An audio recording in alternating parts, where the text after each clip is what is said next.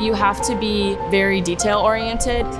When you're setting up the boat, every single bolt has to be tight. The equipment is expensive. You don't want to break anything. Whenever we're touching the boats, that's something that the coxswain has to tell rowers to do. You launch and then you do a warm-up, kind of just getting in the right mindset, waiting for the start sequence. 5, 4, 3, 2, 1. My parents had me in t-ball and soccer as a kid. Being outside was a big part of our life. In high school, I swam all 4 years.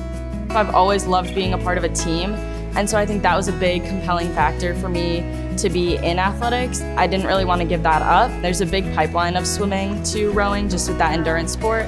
And so I kind of looked into it, and I was like sort of interested, wasn't really sure, and then just in talking about it more, I was just decided to try it out and ended up loving it.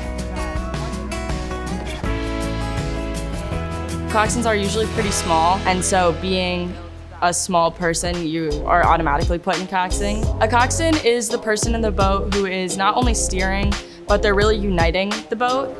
They're the person that's making calls to keep everybody together. They're calling out tech changes.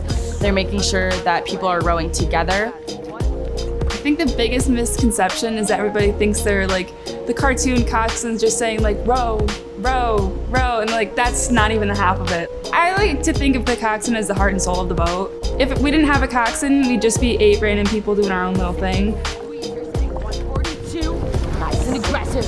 You're out at 35.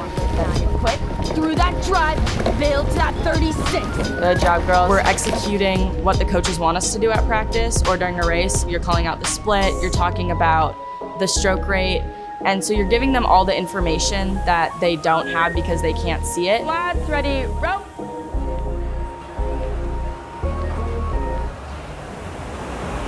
Elizabeth's still trying to find a little bit more body angle here. Up slightly more hinge. There you go, that's better. Your shoulders, there you go. There you are. Nice leg. I feel not so much as a motivator, but as a facilitator to finding that next level for them because they have to want it. I can't make them want it, but I can give them all the information they need to be successful. If I'm working on something in particular, she'll just keep reminding me, and I've just progressed so much, like even in my senior year this year, like I feel like I've never rowed better in my life. Like if you're positive, that vibe really radiates throughout the room and can really lift the spirit. It's a balance between being a good teammate and then also being a leader on the team. I think it takes a lot of confidence. It takes a lot of sometimes just stepping outside of your comfort zone. I've definitely learned that you have to be very outgoing. You have to try new things. She actively wants people to get better rowing, and she wants the boat to get faster, and she'll do everything that she can to do that and help us to get better. Being a leader and taking charge of things has something that I will take with me and just push people to be their best selves.